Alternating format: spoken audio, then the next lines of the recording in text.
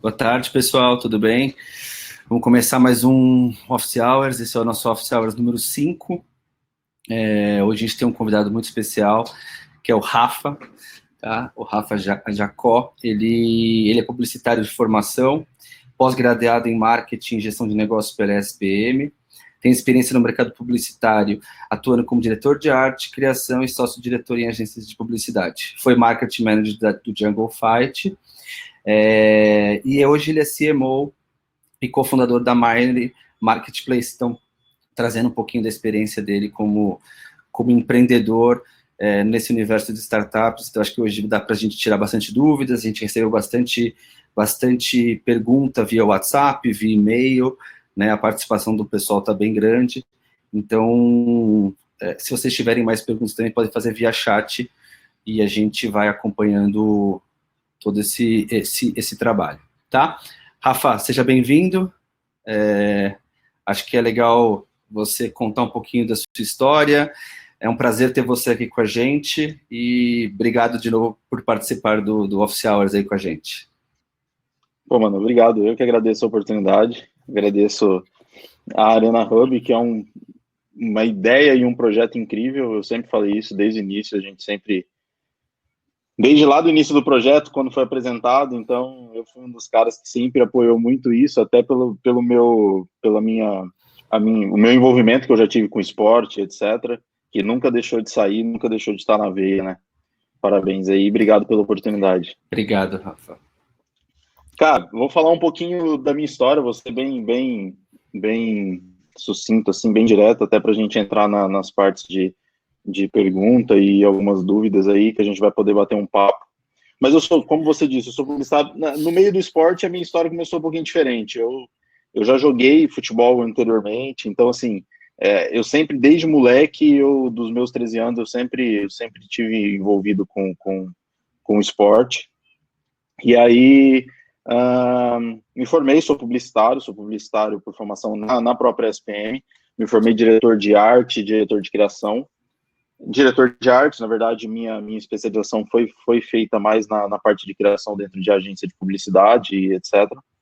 E trabalhei em algumas agências grandes, de grande porte hoje, a nível de Brasil e até mundo, assim, diga-se de passagem, foram agências legais, grandes contas. E em 2012 eu tive a primeira oportunidade, na verdade eu saí um pouquinho da minha zona de conforto, fui fazer campanha política, que isso era um pouquinho assim, fora do meu escopo de trabalho, e depois que teve a campanha, eu comecei o meu mundo de empreendedor, cara, porque aí eu tive a oportunidade de montar minha agência e viver de fato a minha agência de publicidade, assim como de fato um empreendedor ali, estando no front e segurando nas rédeas do empreendimento. Isso foi uma grande oportunidade, porque aí eu pude voltar para dentro do esporte, né? Porque cuidando de mercado privado, até numa cidade, e isso foi em Palmas, tá? Então eu sou de Palmas, eu me considero palmense aí, eu falo para todo mundo. Meus pais moram lá, então eu sou do Tocantins, não sou de lá, nasci em Brasília, mas me considero palmense. Eu tive a oportunidade de atender vários clientes de mercado privado que abriram portas para que eu pudesse entrar de novo no meio esportivo, tá? Nesse caminho aí, nesse percurso da minha agência, eu tive a oportunidade, junto com alguns amigos no meio da luta do MMA, que era algo que eu já gostava muito, que eu amava, que eu vivenciava. Então, assim, eu lembro que lá atrás, quando eu era moleque, eu assisti o Pride com meu pai, porque 10, 11 anos, a gente tinha TV por assinatura, e aí passava o Pride. Cara, eu lembro de ver Walid Ismail, eu lembro de ver Minotouro, toda essa turma, Shogun Rua. Então, ver toda essa galera lutando, representando o Brasil no Pride, que isso foi muito incrível, para mim já era assim muito alucinante, assim, porque para um moleque gostar de viver isso era muito louco, né?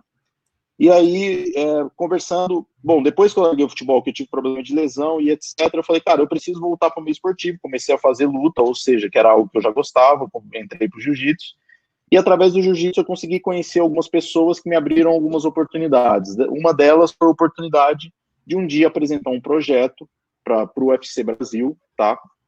Então, assim, a gente apresentou um projeto de conteúdo para o UFC, e o UFC, ele sempre teve uma dinâmica muito grande de conteúdo, de sempre não receber conteúdos de fora. Então, os conteúdos já vinham prontos de Vegas, ou da filial e etc.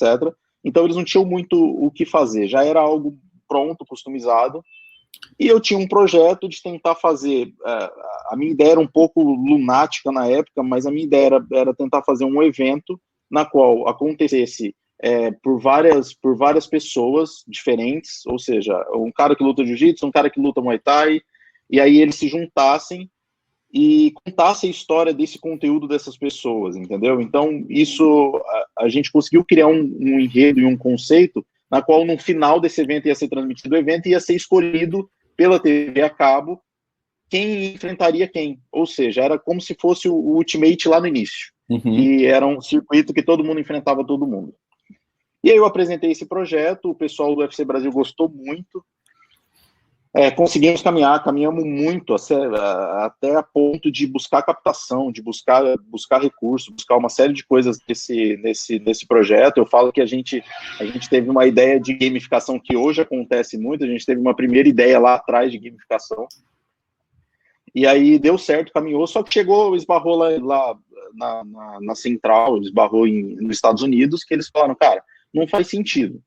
Depois de muita briga, até por parte do próprio Fábio, que era, na época ele era marketing manager do Ultimate Brasil, ele brigou muito e ele conseguiu que fosse um pouco desligado esse processo de geração de conteúdo dentro de marcas, principalmente para o Brasil, porque a gente estava num cenário, num momento muito bom do Brasil, ou seja, a gente estava tendo 12 eventos no Brasil, a gente estava com se eu não me engano, a gente chegou a ter 8 cinturões simultaneamente de brasileiros ganhando cinturão, então ele conseguiu, em um poder de barganha interna, que a gente conseguisse ter. E aí a minha agência passou a ser a única agência do Brasil, até, assim, na época, a ter um contrato de geração de conteúdo para eles, entendeu?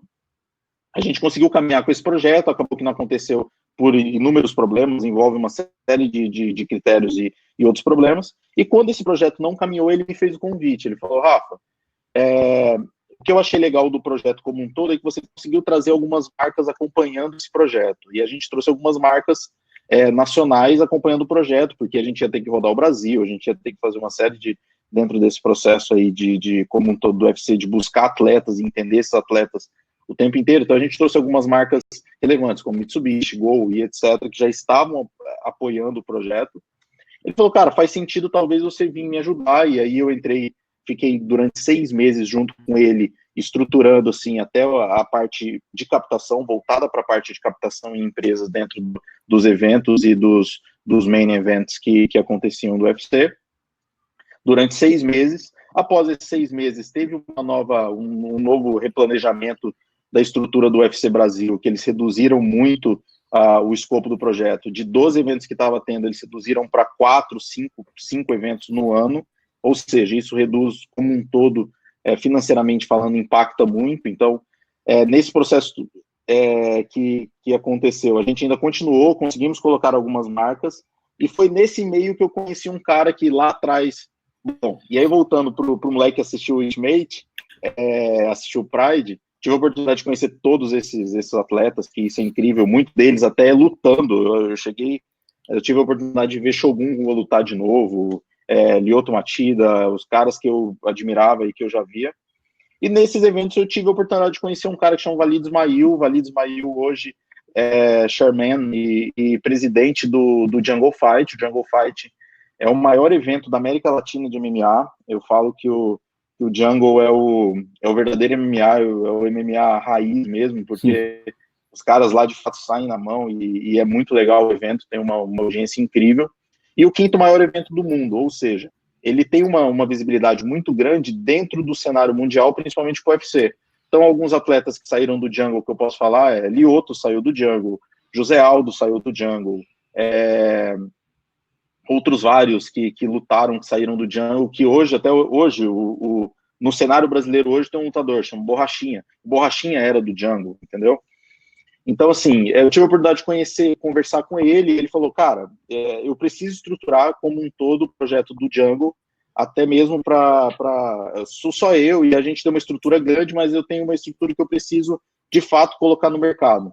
E aí eu tive a oportunidade de ficar 2 anos no Django, a gente conseguiu fazer alguns cases muito legais dentro do Django, voltado tanto da parte de captação, de trazer novas marcas, de estruturar a linguagem toda visual do Django, de estruturar toda a linguagem de como a gente se comunicava para a televisão, de levar para a TV aberta, de conseguir trazer mais notoriedade, ou seja, eu costumo dizer que a gente teve um ponto de growth, de crescimento, assim, absurdo em um ano, mas justamente por quê? Porque a gente conseguiu trazer para a TV aberta, ou seja, nós levamos para a Band,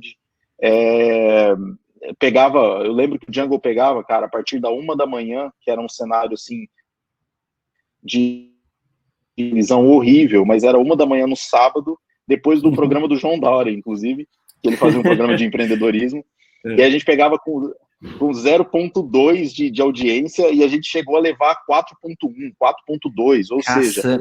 em 2 anos. Em 2 anos. Então, assim, a gente tinha tanto na Band News, que era transmitido, quanto na Band, um dos picos de audiência da Band era o Jungle Fight, que isso é muito legal. Isso era que ano, e o Rafa? outro, isso foi em 2017, 17, se eu não me engano. E aí o que foi muito legal, assim, porque em 2017 eu conheci um cara muito legal, inclusive faz muito sentido, eu já conversei também, a gente já teve um papo sobre ele, que é o Felipe Kozlovski, que é do na época ele era do Facebook, ele era VP de entretenimento e esporte no Facebook, e tem um trabalho fantástico à frente do Facebook com relação ao esporte. E aí a gente fez um case, cara, incrível, ou seja, nós fizemos a primeira transmissão, de fato, live, que a gente fala que é o que está acontecendo hoje no novo normal. A gente fez a primeira live transmissão do Jungle, aberto nacionalmente para todo mundo. Nós fizemos, se eu não me engano, foram 3 horas de transmissão online. Todas as pessoas que eram cadastradas no Jungle, sem método, sem nada, sem loot para derrubar. E a gente conseguiu fazer de tal forma que a gente teve uma repercussão assim, de audiência absurda, todo mundo elogiando, tivemos mídia espontânea, uma série de coisas sobre o evento. E o que gerou também um grande problema por parte do UFC, porque o UFC veio em cima da gente, que, puta, a gente estava entrando no mercado que pay-per-view funciona muito para eles, né? Então, por mais que a gente vendesse pay-per-view, para a gente, quanto mais pessoas tivessem acesso à imagem do Django e o posicionamento do Django, é melhor para a gente, porque a gente tinha um limite, depois eles iam para o pay-per-view ou iam para outro ponto, porque é o que a gente buscava. Pensando assim, que a gente sempre buscava visibilidade para nossa marca, e não venda de pay-per-view, entende? Então, eu precisava ter uma visibilidade legal para minha marca para que eu pudesse vender ela para os meus patrocinadores. Isso foi uma estratégia que vocês desenharam, porque, de alguma forma, você canibaliza um pouco o pay-per-view. Sem dúvida. E isso que era... como vocês colocaram na balança o que valia a pena, o retorno com as marcas, porque a base é gigante, ou o valor do pay-per-view, que o valor do pay-per-view, ele é um valor alto também, né? Que as pessoas pagam valor alto. pela assinatura. Como é que vocês chegaram a essa conclusão? O que a gente já tinha de cenário sobre pay-per-view? A gente tinha levantado a gente tinha uma alavancagem de pay-per-view, por exemplo, na época da Band Esportes, de 30%. Porque a gente conseguia ter um ponto de equilíbrio exatamente quem assinava no momento da hora que o Jungle estava passando e etc. Então a gente conseguia ter esse cenário de assinatura. Então a gente entendia que, de fato, tudo que a gente vinha fazendo de posicionamento de imagem estava funcionando porque a gente estava tendo conversão na compra de pay-per-view. Mas a gente não tinha, de fato, um resultado nesse pay-per-view que conseguisse manter o evento. E aí entra uma questão muito, muito séria que existe hoje no esporte do Brasil, que vocês são... Ou você tem um grande evento e uma grande estrutura por trás que mantém isso numa forma de entretenimento, que aí a gente fala de UFC, entendeu? Ou você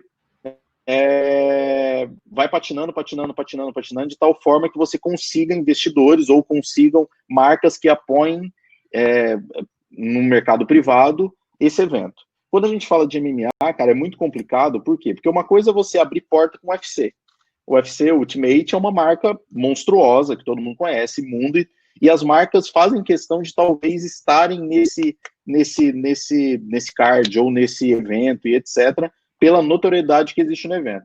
Quando você fala de um evento de grande porte, mas ao mesmo tempo que não tem a mesma notoriedade como o UFC, como o Ultimate, aí entra alguma série de questões de marcas que prezam sim pela sua, e eu acho isso, cara, fundamental. Eu acho que as marcas precisam sim preservar a sua imagem. Então, assim, não é todo mundo que quer estar num evento que em algum momento pode acontecer um grande problema, entendeu? Pode o cara cair desmaiado, falecer, e aquela imagem, exemplo, estou falando falecer, mas eles são muito preparados, tá? Claro. Então, assim, nunca aconteceu, e se Deus quiser, nunca vai acontecer num jungle, nem num UFC. Mas corre o risco de acontecer, então corre o risco a todo momento e a toda Já aconteceu luta. No futebol, né? Lembra o jogador de São Paulo? Já aconteceu no futebol, exato. Então, assim, de estar vinculada a essa cena, de estar vinculada a esse momento, de estar vinculada a essa imagem negativa. Então, o primeiro entra aí num poder de convencimento de marca, que a gente já tinha um problema seríssimo. Por mais que a gente tivesse um posicionamento de mídia muito legal, de exposição de marca muito legal, a gente tinha um problema de entender, né, nesse cenário, que as marcas poderiam estar ali incentivando o esporte como mudança de comportamento de uma sociedade, que era o que a gente buscava no Django, no entanto que continua até hoje. A gente tem o Django continua com um projeto até que a gente criou, que é o Django Favela, que faz o evento em várias comunidades do Brasil, de tal forma que achem lutadores para que esses lutadores lutem os eventos principais, entendeu? Que é o Django Comunidade, o Django Favela. Então, assim, a gente precisava mostrar para eles que a gente, através do esporte, através do MMA, através do jiu-jitsu, através do Muay Thai, a gente poderia tirar os jovens das drogas, poderia tirar os jovens para uma vida melhor, para que ele poderia lutar no UFC, que isso a gente dava oportunidade. Então, nesse cenário todo que a gente fez várias pesquisas entendendo isso, a gente não ia conseguir sobreviver e colocar o Jungle recebendo, de fato, pay-per-view. O que a gente pensou? Cara, a gente precisa, de fato, posicionar a marca, ou seja, a gente precisa colocar a marca como um objeto de desejo. E aí eu falo objeto de desejo por quê? Porque os fãs, de fato, do MMA gostam muito, e eles gostam muito da pancadaria, de fato. É feio falar, mas eles gostam muito da pancadaria. E o Jungle entrega isso, entendeu? Então isso era muito legal. Isso era um ponto crucial. E o segundo ponto crucial, que, claro, a gente, igual você falou, a gente deu uma facada um pouco no pay-per-view, mas ao mesmo tempo a gente potencializou a marca de tal forma que a gente conseguisse trazer vários parceiros e várias marcas que apostassem no evento. E isso foi fundamental, assim, para o nosso processo de amadurecimento de marca, de amadurecimento de posicionamento e principalmente de novos projetos que a gente poderia agregar, pensando em comunidade, pensando em um lado social muito mais assertivo, sabe? Legal. Você estava falando que quando você entrou no Jungle Fight, era uma equipe reduzida, né? Eu acho que a operação deles não era grande aqui no Brasil. Chegava a ter uma estrutura e até um pensamento como uma startup, ou não, Rafa? Cara, assim? Muito, total. Vou te explicar por quê. Porque o evento... É legal você trazer um pouco de como também esse pensamento de startup ajudou você nesse desenvolvimento também do Jungle Fight, né? Na velocidade de decisões, sim, tudo. Exato. Cara, você imagina assim, o grande problema que toda startup vive hoje é budget. Budget para ir para uma operação. Isso é fato, isso é crucial. Por isso que muitas vezes tem equipe reduzida, de tal forma que a gente consiga ter uma equipe muito efetiva, mas não reduzida, mas muito efetiva. Quando eu entrei no Jungle, basicamente eram 2, 3 diretores, ou seja, tinha um Valide. Cara, o Valide, ele é o cara que toca o evento junto, ele está o tempo inteiro. Se você for na montagem do evento, ele está na montagem do evento, ele é o presidente, ele é o dono. Então, ele está na montagem do evento, ele está acompanhando, tudo passa por ele, tudo passa pela mão dele. Em algum momento isso é bom, em algum momento isso é ruim. Eu sempre falei isso para ele, porque também, em alguns momentos, centralizava muito e a gente não conseguia, tinha que depender de algumas decisões, mas conforme o tempo a gente foi equalizando isso de tal forma que a gente conseguiu resolver. Mas o Django sempre pensou, não, mas o Django sempre viveu, por osmose, uma vida de uma startup. Por quê, cara? Porque não tinha budget. O budget era extremamente reduzido, ou seja, a gente ia buscar parceiro. Vamos buscar parceiro de tal forma que a gente conseguia trazer visibilidade para esse parceiro, a gente entregava resultado e, ao mesmo tempo, a gente conseguia crescer de forma gradativa e com pensamento sempre muito enxuto. Então, assim, os lutadores não recebiam como de fato um teammate paga, entendeu? Por quê? Porque ali a gente entregava, além, junto da visibilidade, a gente entregava também valores que eram coerentes ao valor nacional de MMA, mas eles tinham todo o suporte que a gente poderia dar em todos os aspectos, desde estrutura hospitalar, desde estrutura de acomodação, estrutura de locomoção, de tudo a gente conseguia entregar através dos parceiros, entendeu?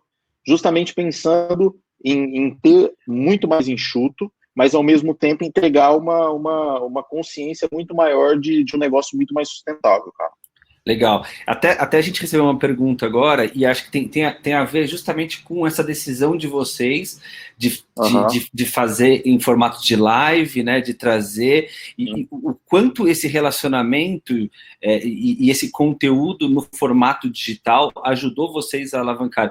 Obviamente, você alcançou mais pessoas, mas como que vocês tratavam o relacionamento com esse fã? É o que você falou, eram fãs muito assíduos, né? Acho que é um esporte que tem fãs mesmo, né? Que amam o esporte. Sem dúvida. Né? Não tem uma torcida tão grande quanto a do futebol, mas os torcedores, né, as pessoas que gostam, muito, né? Então, acho que como que vocês trabalhavam esse relacionamento no ambiente digital com esses fãs? Cara, a gente está falando de 4 anos, 3, 4 anos atrás, a gente ainda não tinha muita noção do que fazer enquanto digital, tá? Uhum. Então, quando a gente foi para um relacionamento com esses caras, tipo, vamos pro digital, vamos fazer uma live, vamos. Por quê? Primeiro, a gente estava sendo a primeira a fazer, a gente estava inovando. E ao mesmo tempo a gente estava indo às cegas. De verdade, eu sou muito sincero falar para você que a gente estava indo muito às cegas de entender como ia ser esse relacionamento com principalmente com os fãs, com essa galera que apoiava e estava junto com o Django. Cara, foi da melhor, eu acredito assim, que foi o melhor resultado que a gente poderia ter. Por quê? A gente teve um aumento crucial no relacionamento com os fãs e com os adeptos ao esporte. Tornou isso muito mais acessível. Por quê? Porque, cara, muitas vezes, quem faz a luta, quem tá na comunidade, quem tá torcendo pelo lutador que tá lutando no Django, não é um cara que tem condição de pagar um pay-per-view, entendeu? Mas ele tem condição e ele já tinha condição de ter uma internet no celular, ou seja, no computador, ou seja, em casa, entendeu? Então, assim, o que isso gerou para eles? A gente conseguiu abrir e entrar de fato na casa das pessoas. A gente conseguiu entrar de fato na casa dos fãs quando a gente colocou no Facebook aberto para todo mundo. Teve um evento, se eu não me engano, a gente teve 3 milhões na época. A gente está falando isso na época que não existia nem... esses dias eu estava até fazendo um comparativo, eu estava com um amigo e passando uma live de um dos cantores sertanejos, e ele, quando bateu 2 milhões de views, ele falou, puta, chegamos a 2 milhões de views. Isso no YouTube.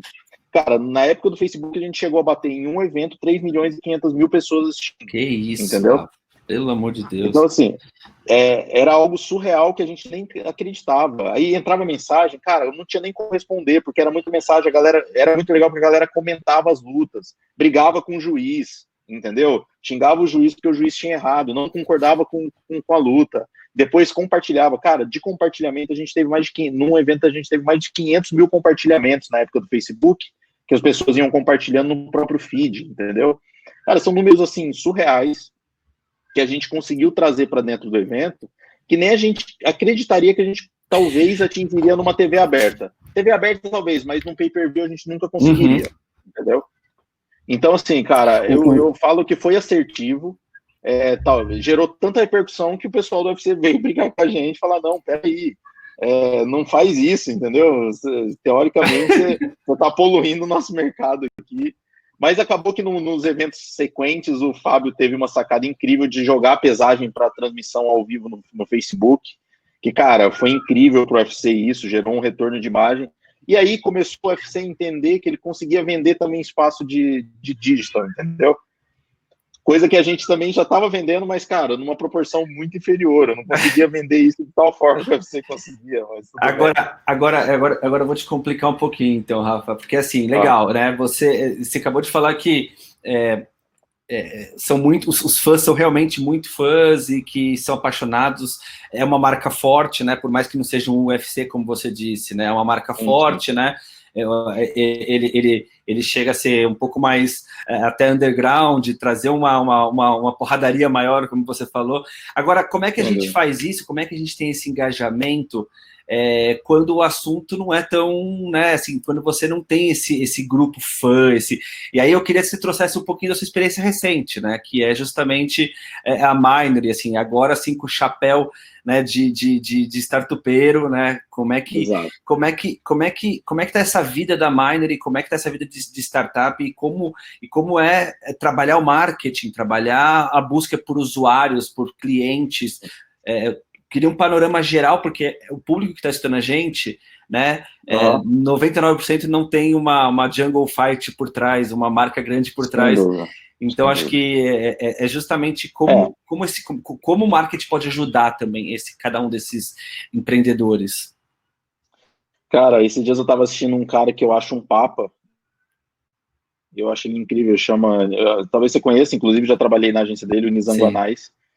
E ele falou uma coisa que eu concordo, assim, em número, gênero e grau. O marketing é tudo hoje.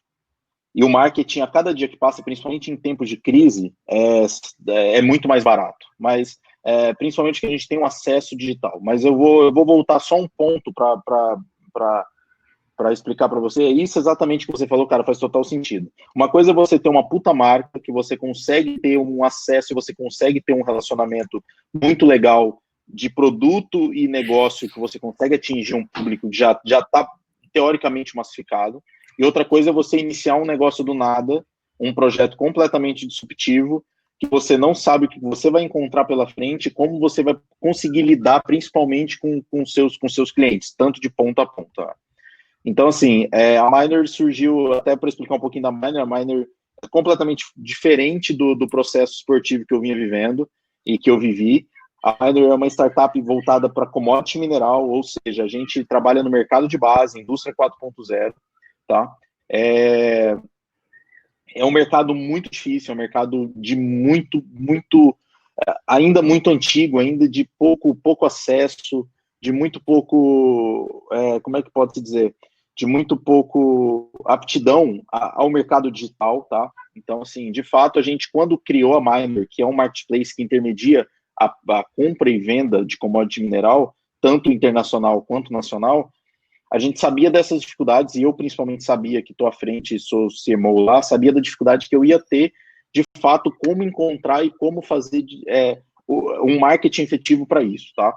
Se a gente for falar hoje em CAC, cara, e aí pensando em aquisição para o meu público, de acordo com os outros públicos de startup, o meu CAC é muito alto nesse processo de captação de cliente. Por quê? Porque montando a estratégia, aí eu volto aí num ponto principal. Desde a minha época de agência, e eu sempre falei isso, inclusive com os meninos, até pela Too Simple, que o trabalho que eles fazem são incríveis, é incrível, inclusive eles têm um ponto crucial aí dentro da Miner.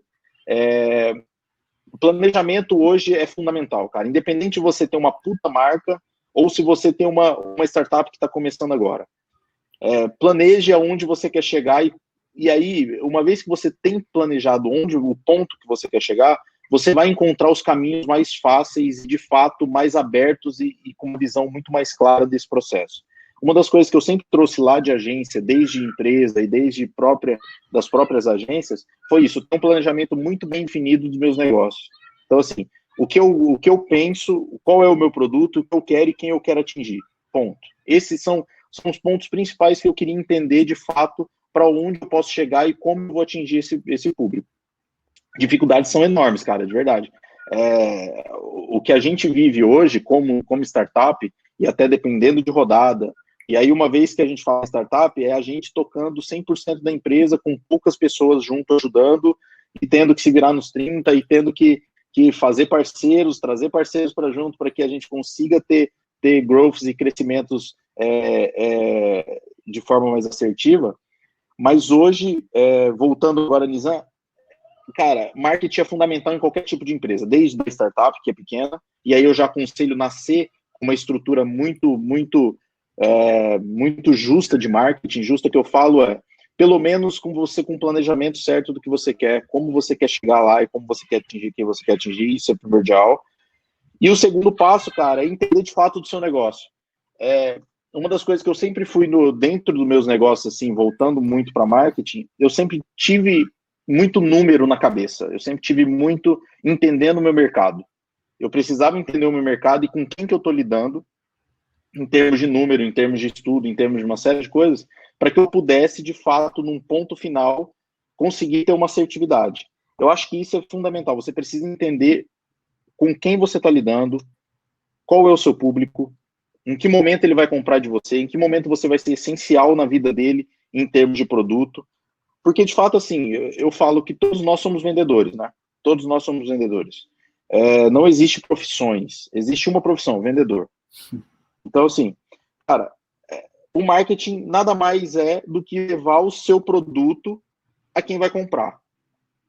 Daí você precisa, antes de mais nada, estar muito ciente do que é o seu produto, né? E isso é crucial, assim, de fato. Não sei se eu respondi sua pergunta, mas Perfeito. as nossas dificuldades que a gente tem hoje de fato, nascer do zero, entender qual é o nosso mercado, que é um mercado muito difícil, muito ainda não pautado, assim, não muito trabalhado, principalmente por marketing. O que a gente tem são campanhas institucionais que todo mundo conhece de Vale, de Gerdau, de etc., que estão no mercado.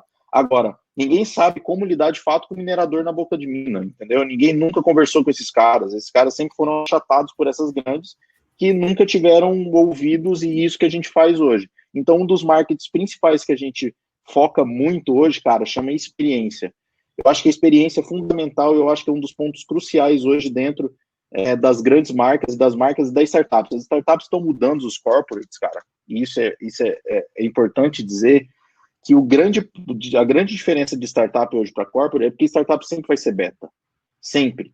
A gente nasce beta e a gente vai viver a vida inteira sendo beta, entendeu? A gente sempre vai errar, mas ao mesmo tempo que a gente erra, a gente tem uma estrutura enxuta e ao mesmo tempo pequena, que a gente consegue errar, acertar e mudar, e acertar e errar e acertar, e assim, a gente sempre vai errando e crescendo com os nossos erros, coisa que um grande corporate não consegue fazer hoje, entendeu? Vai mudando de caminho, né? Vai fazendo teste AB e vai mudando de caminho, né?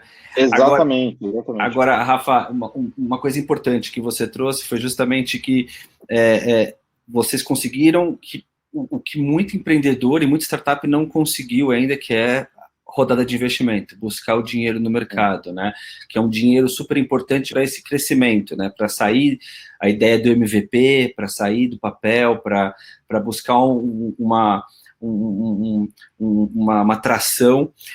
Como é que foi esse processo de buscar o primeiro investimento? Como é que foi esse processo de trazer o dinheiro num mercado tão que tem bastante dinheiro, convenhamos que a mineração, né, é um mercado que tem muito dinheiro, mas que, como você falou, não tem a inovação, é uma Vale gigantesca, uma grande do mercado, mas que não trabalha com uma inovação, não trabalha com um marketplace de mineração, como você está construindo.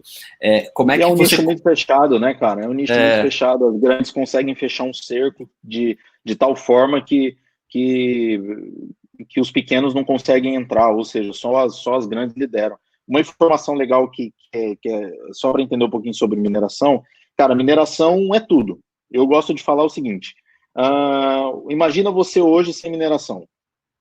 Imagina a gente vivendo uma crise do Covid sem mineração. Como seria? Nós não teríamos casa, a gente viveria na Idade da Pedra, literalmente, entendeu? Tecnologia, hoje o nosso celular, o computador que a gente está conversando, é 100% composto de mineração, entendeu? Perfeito. Então, quando todo mundo fala assim, puta, agro é pop, agro é legal, agro é não sei o quê, cara, se você parar para pensar, não existiria agro se não existisse a mineração. Claro. O maquinário que está lá é todo minério.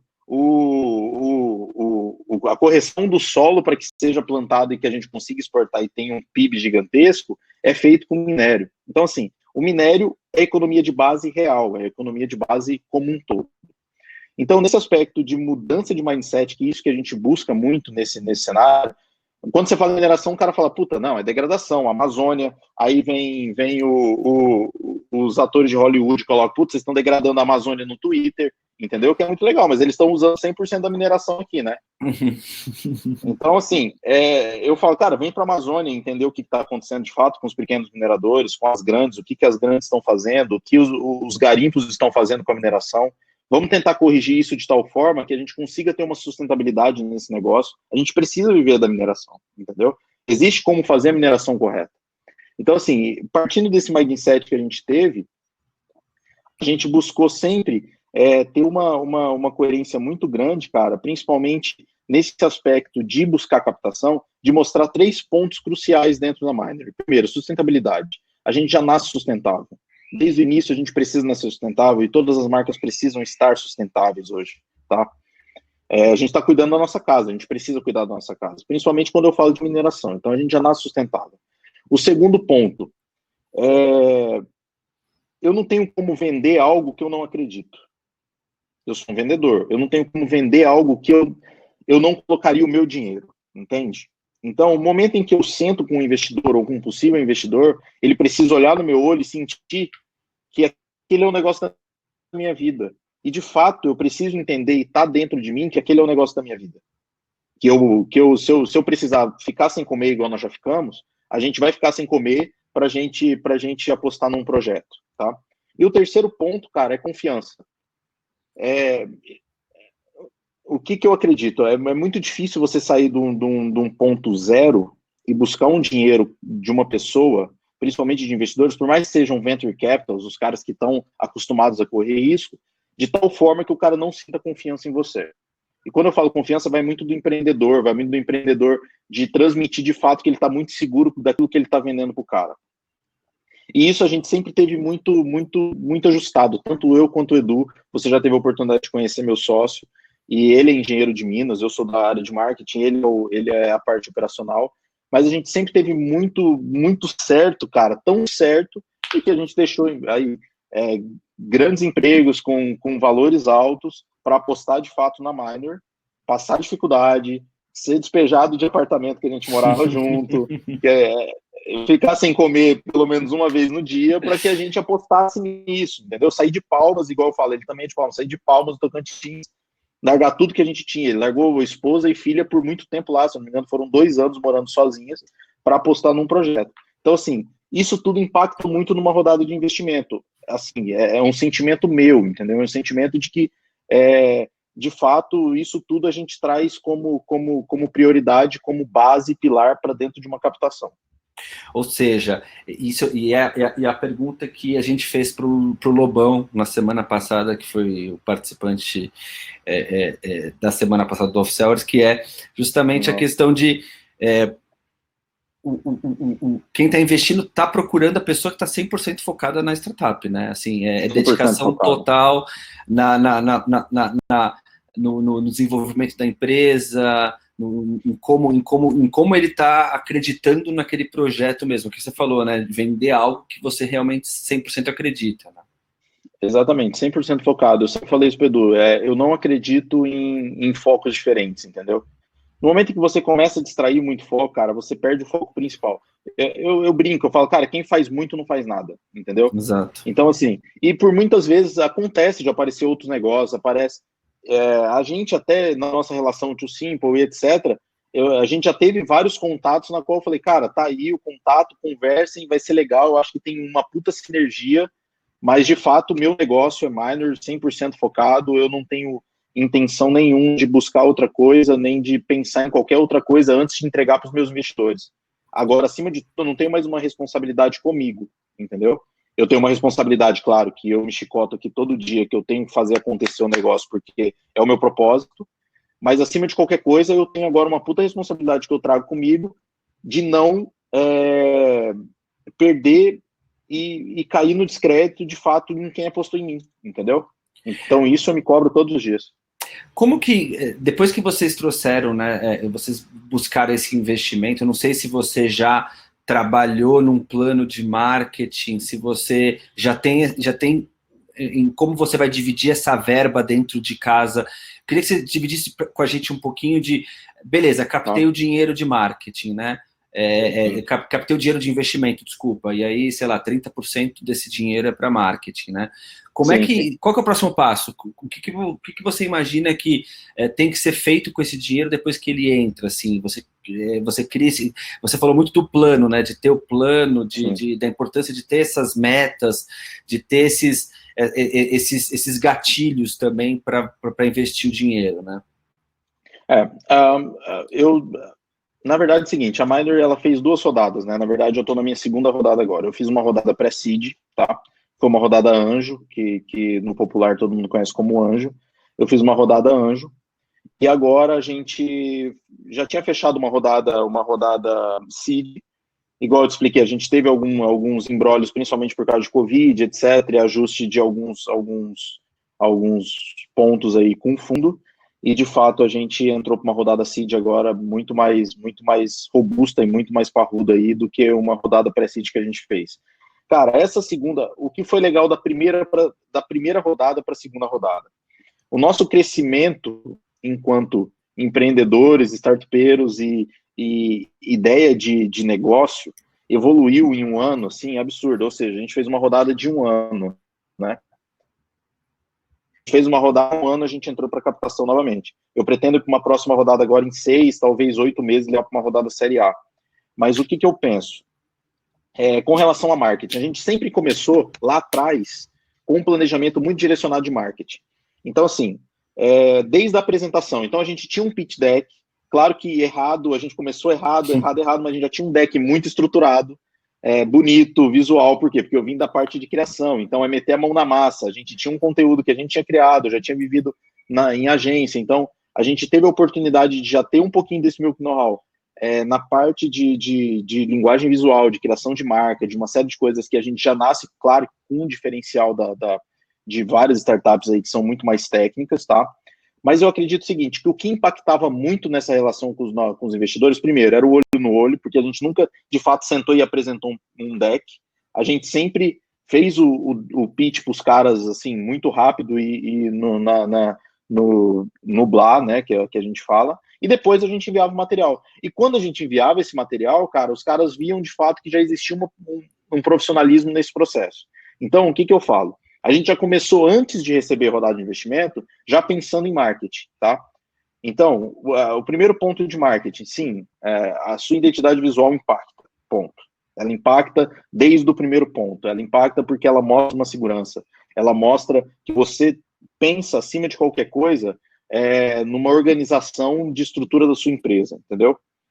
Se você tem uma marca, se você tem uma estrutura de marca, de branding muito bem definido, você vai ter sim um negócio muito bem definido que você vai entregar para os seus investidores, etc., num processo como um todo. Então a gente já nasceu com isso. Com a entrada do primeiro investimento, por mais que a gente tinha um dinheiro muito mais voltado para a operação e para começar a rodar o primeiro MVP, a gente sempre destinou um pouquinho dessa verba, claro que muito, muito menor do que a gente pretende destinar agora, mas a gente já destinava para marketing. Então, assim, o que entra muito no marketing da Minor? Cara, as visitas aos mineradores, a ida ao tete-a-tete que a gente fala, ou seja, essa visita muito mais de trazer o cara para junto da gente, ter um marketing muito mais de experiência com esse cara, ou seja, isso tudo gera um relacionamento muito grande e de muita experiência com ele. Então, isso tudo já estava dentro do nosso investimento de marketing. Indo agora para a próxima rodada, você falou em 30%, a gente destinou um pouquinho mais, eu pedi um pouquinho mais, inclusive a gente conseguiu aprovar semana passada, na sexta-feira a gente está em pré-aprovação ainda da parte financeira, mas a gente tem um plano de investir entre 40% e 50% voltada para marketing, porque parte dessa verba, que é os 20% que eu estou pedindo um pouco a mais, vai entrar muito nessa parte de operação também, que é a operação para estar acompanhando os técnicos, para estar tendo um relacionamento com o minerador, porque a gente tem 2 pontos para serem investidos o marketing. Primeiro, o comprador, que é um cara muito mais estruturado, de escolaridade superior e etc., que ele tem um entendimento, ele já tem uma vivência com online, que isso a gente vai conseguir atingir, e ao mesmo tempo a gente tem um minerador que, cara, no máximo tem um WhatsApp, entendeu? Então a gente precisa investir nele também. E assim, esse investimento nele é um marketing muito mais direto. Todo mundo fala aí, puta, mas tá muito alto online, etc, etc, e eu ainda vou ter que fazer outdoor nas cidades, entendeu? Uhum. Então, assim, são coisas que a gente não convive no mundo de São Paulo, mas, cara, é um cenário completamente diferente quando a gente está falando no sul do Pará, ou na Amazônia Legal, ou no interior do Tocantins, entendeu? Vive de... Cara, a marca deles é como... Tem são cenários, são vivências que a gente tem completamente diferente. Como a gente vai aportar isso nesse momento? Um desses pontos é esse, a gente vai trabalhar muito marketing direto quanto marketing digital, ou seja, muito bem direcionado, tá? Outro ponto que a gente tem muito, assim, trabalhado muito é a questão de sustentabilidade, ou seja, a gente pretende destinar e começar já a fazer um trabalho bem social envolvido na Miner, social que eu falo de alguns projetos que a gente tem com os mineradores, inclusive, que chama Academine. O Academine tem um projeto de talvez levar reciclagem, trazer esses mineradores para entender que a gente tem como sim de fazer uma sustentabilidade. Eu falo que eu penso muito no ciclo muito de recorrência. Quando eu falo recorrência, não é recorrência de pagamento, tá? Mas recorrência da experiência do meu cliente para com a Miner. Quando eu falo muito de experiência, porque a gente, como é um produto muito intangível, é um produto que de fato lá na ponta o minerador, ele sofre golpe de tudo quanto é jeito. Se eu chegar lá para ele enquanto miner, moleque, para eles eu sou moleque, eu estou falando com minerador de 60, 70 anos. Então chega um moleque, sem barba, conversando com ele, oferecendo um produto digital, cara, eu falar, puta, é mais um querendo me dar um golpe, entendeu?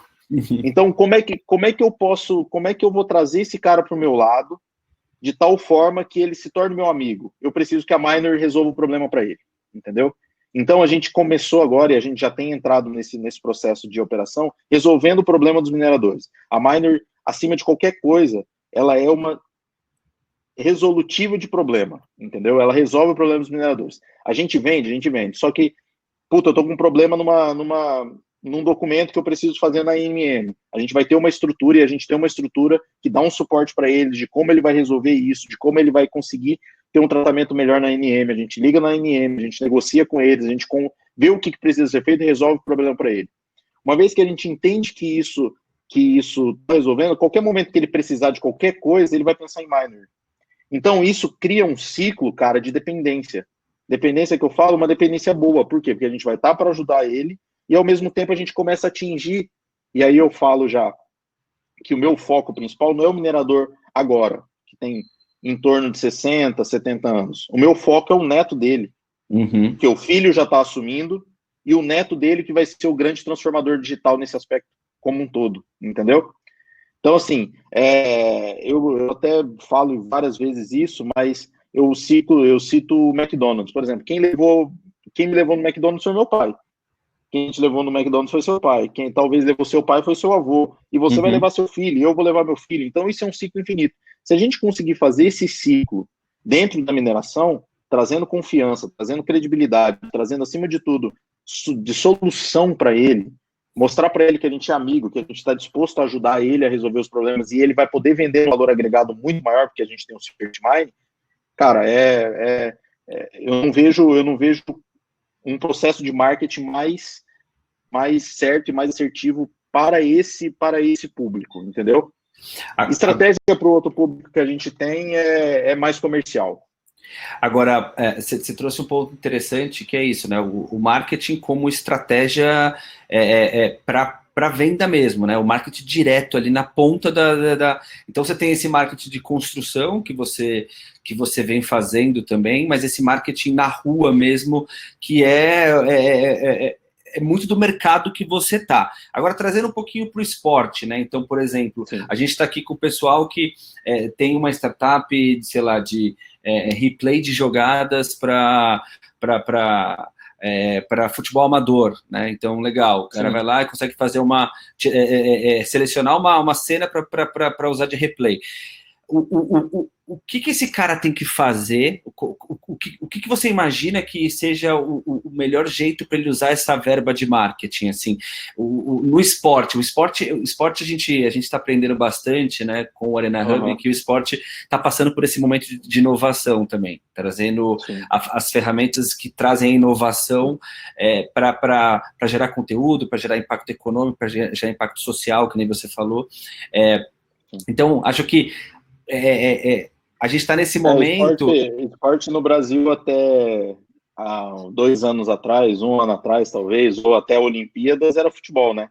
Exato. Então, é muito difícil. Eu falo, cara, é muito triste ver um país tão talentoso para o esporte igual o Brasil sem incentivo, entendeu? Atletas olímpicos são sustentados pelo Exército, entendeu? E um detalhe legal que eu ia comentar, só para corroborar, Rafa, é que o futebol até 2016 não tinha medalha olímpica no masculino.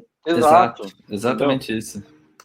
Então, assim, cara, a gente já teve muitos medalhistas lá atrás que fizeram história, que não tiveram o mesmo suporte e hoje são reconhecidos, mas não tem o mesmo reconhecimento. Esse dia eu estava vendo uma matéria na TV, eu assisto muito pouco TV, mas eu estava vendo uma matéria na TV falando de esporte olímpico. Aí falaram, da medalha olímpica que o Neymar bateu o último pênalti.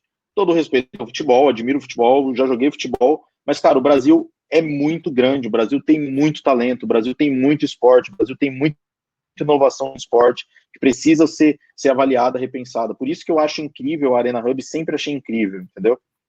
Exato, trazendo essa inovação para diversos esportes e diversos movimentos. Isso é uma coisa importante que você falou da Minery, que é a questão do impacto, né? O impacto social, principalmente num mercado como o de vocês, que as pessoas têm um pé atrás, porque você está falando de impacto ambiental também, às vezes um impacto ambiental negativo, às vezes um impacto social negativo com os trabalhadores da região também. No esporte, a gente está tentando buscar isso também, esse impacto econômico.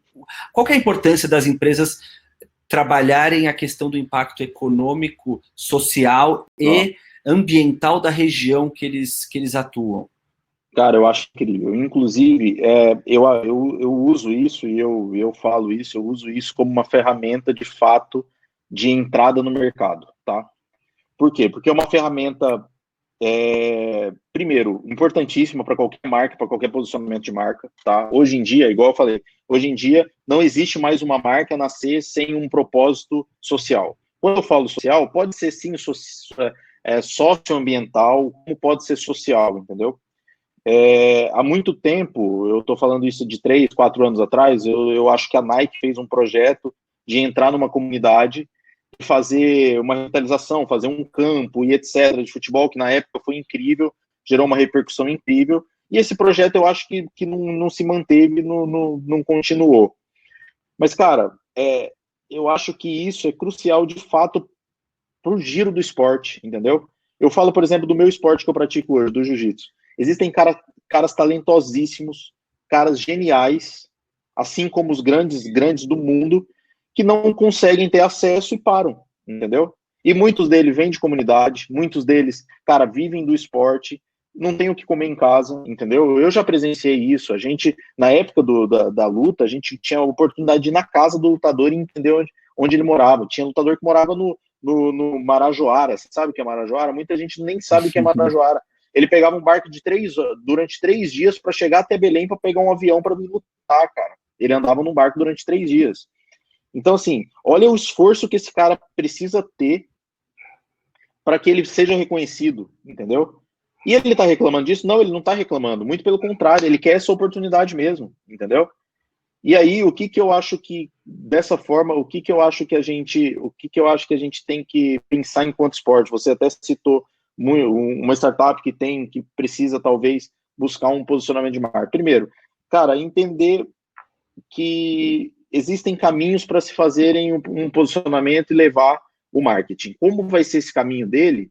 Eu talvez não sei, porque eu não vivo o mundo e talvez não esteja vivendo o produto dele. Mas o caminho social é muito impactante. Quando você fala do futebol amador, a gente tem um trabalho de futebol amador no Brasil incrível. assim, de times de futebol, não trabalho sendo feito, entendeu? Puta, por que não fazer, eu acho que já existe, ou existiu, não sei se existe, um campeonato de futebol amador da qual Liga das Favelas, junta todo mundo e consiga fazer um puto evento, e consiga fazer um evento nacional, com suporte de empresas, com pensamento social, entendeu? E aí entra muito de relacionamento. Isso é muito impactante, assim. Independente de qualquer área que você vai viver, seja o marketing online, seja o marketing offline, muito do que vai dizer sobre o seu negócio vai ser os relacionamentos que você vai criar durante o produto, durante esse processo e durante o seu crescimento. Cara, o relacionamento precisa existir e você precisa estar aberto sempre a mudar através desses relacionamentos, entendeu? Isso aconteceu comigo nos eventos. Então, assim, o Ultimate conseguiu abrir uma puta porta para mim para ter acesso às marcas. Então, eu criei um relacionamento. Quando eu fui pro Django, eu já tinha um puta relacionamento com esses caras, que aí já é um relacionamento que eles abriram novas oportunidades. Então, uma rede de relacionamento, às vezes, muito bem feita, assim, de proximidade, de entender que, de fato, é uma parceria. E eu acho que tudo tem que ser muito parceria, cara. Não existe você querer ganhar em cima de processo. Tudo tem que estar muito unido, muito nutrido, e principalmente no marketing tem que caminhar desse jeito, que não dê certo, entendeu? Então, assim, entendendo como um processo de inovação, entendendo como um processo de mudança e disrupção de mercado, que é o que eles estão querendo fazer, eu acredito muito sim no impacto social, tá? Eu acho que é uma ferramenta transformadora, principalmente para o esporte. Eu acho que é um dos pontos que deve ser apostado assim, por todas as marcas, principalmente que estão apostando na inovação, apostando em mudar um cenário, apostando em mudar a educação do Brasil, apostando em mudar, de fato, o cenário que a gente pode ter de futuro para o esporte. Eu acho que tem que começar na base, e a base, infelizmente, ou felizmente, começa com educação, coisa que a gente não tem muito na base, mas a gente começa com educação. Se a gente conseguir educar através do esporte, e aí é um ponto social, é fundamental, entendeu? A gente tem uma startup associada que chama Esporte Educa, que é justamente isso. Eles fazem justamente essa conexão entre a instituição de ensino e esportistas, justamente faz peneiras para gerar, para dar bolsas de estudo para esses esportistas e eles jogarem pelas instituições, né? Então, assim, incrível. É um trabalho bem bacana que eles fazem. Isso é o propósito do Arena Hub, você sabe disso desde o começo. Sem dúvida. O Arena Hub ele nasceu justamente, né? A gente tá nesse formato digital agora, que é por conta de tudo que a gente está vivendo agora com o Covid, mas a gente já está trabalhando todas essas conexões para gerar esse impacto econômico e social que você sabe muito bem, é importante para todo o mercado. O mercado de esportes, você é muito fã de esportes, né? Você hoje está na mineração, mas você é muito fã de esportes, você vem disso. Então, você sabe a importância que o esporte tem na vida das pessoas. Você, como é jogador de futebol, o quanto ser jogador de futebol, acho que está chegando no nosso final, mas acho que é importante você trabalhar. O quanto você ter praticado esporte, praticar esporte até hoje, mas quase profissionalmente, ter sido jogador de futebol, o quanto isso ajudou você na vida de empreendedor também? Assim, o quanto essa visão do esporte ajudou você na vida de empreendedor? Cara, o esporte até hoje, me ajuda muito. A gente está 45 dias trancado em casa e agora tem uma semana e meia que eu voltei, porque eu voltei a ter um treino com meu mestre, treino separado e etc. Cara, o esporte é transformador. Eu falo que uma das únicas ferramentas de transformação que possa existir até hoje na vida de uma pessoa é o esporte. E eu incentivo isso, eu incentivo todo mundo. Cara, é uma das coisas, por exemplo, que a gente tem dentro da Minor como projeto. Eu não tenho plano, eu não vou dar plano de saúde, mas eu vou dar tempo e eu vou dar, acima de tudo, para as pessoas que estão lá, a prevenção da saúde. Cara, vai praticar um esporte, você vai ter academia, a gente vai bancar a academia para vocês, do jeito que você quiser, como você quiser. Você quer fazer balé? Você vai fazer balé. É esporte. Você quer fazer yoga? Yoga é esporte, vai fazer yoga. Mas por quê? Porque todo mundo está muito acostumado, cara, a ter uma ideia diferente de saúde. Dá um convênio de saúde, legal. E que tal a gente pensar em fazer a prevenção dessa saúde das pessoas, pensando em esporte? Então, o esporte é um dos pontos cruciais que a gente tem dentro da empresa, de parceria, de uma série de coisas com academias, com uma série de coisas que a gente pensa, e isso é um marketing, pensando também em endomarketing, isso daí é um marketing que a gente tem muito forte dentro da Minor. Mas nesse processo como um todo, cara, Me ajudou muito a ser persistente. Eu sou um cara extremamente persistente. Por quê? Porque, primeiro, eu sou muito competitivo. Segundo, eu não aceito perder. Um dos pontos de ir para o jiu-jitsu é porque era um esporte individual. Se o cara me perguntar, você compete jiu-jitsu? Até hoje eu vou para competição, entendeu? Posso perder, cara, posso perder, mas eu saio de lá puto sabendo que a culpa foi minha, por não estar treinando, entendeu? Então, assim, eu sou extremamente competitivo, mas ao mesmo tempo eu fiz algo de tal forma que dependesse de mim. E o esporte força isso, força você ter uma dedicação, força você... Pô, você se sente bem pra caramba, você consegue ter uma transformação física, mental, em todo o processo com o esporte. Então, falta um pouquinho as empresas entender, e eu falo isso, cara, isso é um ponto que eu esqueci de mencionar. As empresas têm sim um apelo, as empresas privadas têm sim um apelo social dentro das empresas dela. Mas nenhuma ainda conseguiu, e aos poucos elas estão começando a enxergar agora, que o esporte é fundamental pensando em social e posicionamento de marca delas, entendeu? Então, eu acho que isso é um caminho a se seguir para ter o apoio do mercado privado hoje para dentro do esporte. Perfeito, Rafa. Bom, a gente está chegando aqui no fim do nosso bate-papo. Cara, foi incrível, Rafa, sempre parceiro nosso aqui, a gente está sempre junto. Acho que como um recado final aqui para o pessoal seria você trazer um pouco desse... se você hoje estivesse iniciando uma startup, né, com essa sua visão, com essa sua experiência que você tem hoje, voltado para esporte, tá? Por onde você começaria? Assim, tô com uma ideia, tá? Eu tô com uma ideia de alguma coisa voltada para o esporte, quero tirar do papel. Qual que é o caminho das pedras, Rafa? Cara, você fala de produto? Eu falo assim, você tem a ideia de alguma coisa no esporte, de alguma coisa para o esporte, e você quer tirar do papel, só que é só um PPT ainda. Como é que você organiza isso, cara? Você que já passou por vários processos de empreendedorismo. Cara, acima de qualquer coisa, o planejamento. Eu volto lá no ponto, eu sempre bato muito na tecla, você precisa sim planejar. Tem muita gente que é contra planejamento, claro que você não vai planejar os próximos 10 anos da sua vida, até porque o Covid veio para mostrar agora que não existe planejamento futuro, você tem que sempre repensar um planejamento. Mas, cara, o planejamento, colocar no papel, e eu gosto muito de colocar no papel, e quando eu falo colocar no papel, eu coloco no papel mesmo, eu sento na frente de um caderno, coloco tudo no papel. Todas as vezes, na época que eu trabalhava até como consultoria de marketing, eu fazia tudo à mão, então isso é muito legal. Primeiro, você mostra o trabalho, segundo, que você consegue visualizar tudo muito, muito claro quando está no papel. Pode parecer até papo de coach nesse aspecto, mas, cara, colocar no papel, acima de qualquer coisa, o que você pretende ali como planejamento, entendeu? Qual é o seu ponto final? O que você pensa como ponto final de objetivo? Esse caminho, cara, ele vai, querendo ou não, se traçando com o tempo e com a experiência, entendeu? Um dos pontos em termos de produto que se hoje, e isso a Arena Hub já nasceu desse jeito, mas eu entendo assim como ferramenta de transformação de fato para o esporte, eu acho que um dos únicos caminhos que existe para o esporte hoje, principalmente pensando em esporte brasileiro, nacional, em termos de inovação para o esporte, é educação, e segundo, vem atrelado muito ao social, entendeu? Então, assim, cara, se você pensar em um produto que a gente consiga trazer uma mudança social, que a gente consiga trazer uma visão de mudança e impacto, de fato, na transformação da vida das pessoas, isso é fundamental, isso é crucial para o esporte, entendeu? Mas aí precisa também mudar o mindset. Eu acho que o planejamento vai ajudar muito nesse aspecto de colocar um negócio de pé para mudança desse norte, mindset, né? de mercado, entendeu? A gente precisa sempre ter um norte. Uma coisa é você começar o produto e aí entra também validação. Então, aí pensando em startup, cara, sim, você precisa validar seu negócio, você precisa entender se seu negócio tem mercado, entendeu? Vai para a rua, vai perguntar. Nós fizemos um mapeamento de uma Amazônia Legal inteira, assim, numa região, e eu tô falando assim, muitas vezes era só o Eduardo, muitas vezes era eu e o Edu, entendeu? Então, botar o pé na rua mesmo para entender se aquele seu produto ali faz sentido para o mercado, se você também não vai estar perdendo tempo.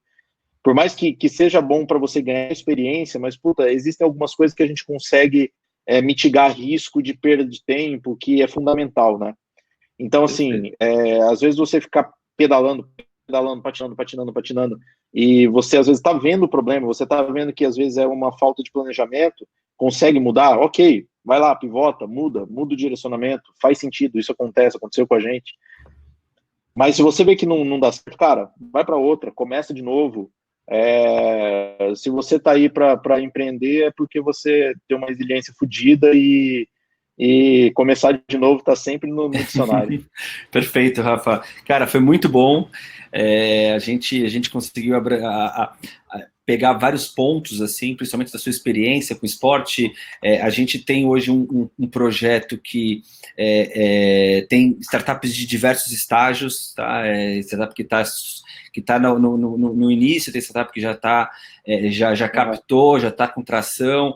Então, são momentos diferentes do marketing também. A Too Simple, como empresa que ajuda na comunicação, no trabalho de projetos com essas empresas, dentro do Arena Hub, a gente está aproximando elas de grandes projetos. Tá? E foi um prazerzaço ter você com a gente. Só um recado, essa semana a gente tem o Arena Hub Talks número 4, o link está aqui em cima para quem quiser já se cadastrar. A gente vai falar sobre inovação a serviço dos esportes, dos eventos esportivos, com o Ricardo Mazzuca, que é do Arena Hub, o Rodrigo Vicentini, que é o head da NBA Brasil, o Bruno Cremona, que é head de patrocínios da Oi, e o Otávio Pikarski, que é da Darwin Startups, que é lá de Floripa, que é uma baita de um campo de ideias, legal, de inovação. Então, assim, então vai ter um puta de um evento legal também para essa semana. Cara, eu tô indicando para todo mundo, inclusive para amigos meus do esporte, eu tô mandando, e eu tô assistindo também, cara, que, assim, de verdade, é aprendizado. Por quê? Porque, querendo ou não, por mais que seja esporte, a gente tá falando de negócio, a gente tá falando de startup, a gente tá falando como um todo, e gira como negócio e aprendizado. Então, assim, com esses nomes que você está falando aí, eu me sinto... eu nem sei o que eu estou fazendo aqui, mas... Não, a gente vai colocar você numa das agendas também da Arena Hub Talks, você pode se preparar aí, tá? E, puta, obrigado, cara, de novo pela sua presença, cara, e conte com a Arena Hub o que você precisar também, tá?